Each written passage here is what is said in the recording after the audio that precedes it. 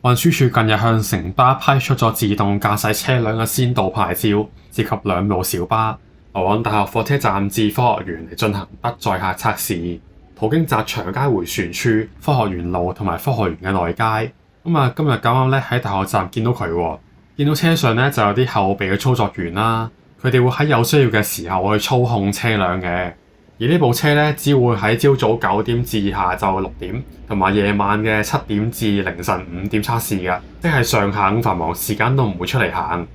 另外，所有自動車都會喺車身展示運輸署嘅自動車標籤。運輸署就話咧，項目係獲得智慧交通基金資助，嚟到開發適用於香港道路環境嘅12座自動駕駛小巴。並且係測試行駛複雜嘅道路環境，例如係迴旋處啦，同埋係公共運輸交匯處。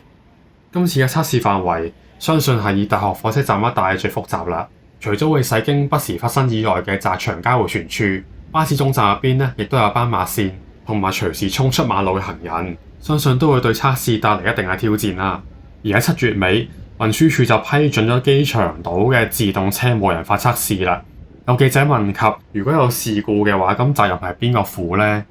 咁運輸署嘅官員咧就話難以一概而論，就話咧自動車係有第三部可以足以應付啦。咁呢個回應都引起唔少網民嘅爭議嘅，因為同今次大學站呢個測試唔同咧，喺機場島嗰個係進行無人嘅駕駛嘅。咁如果真係喺一個冇技術員幫住嘅情況之下發生意外，咁究竟個責任係落喺邊個身上呢？咁呢個都係即係自動駕駛其中一個重要嘅法律問題。咁唔知大家會點睇呢？就歡迎大家留言講下啦。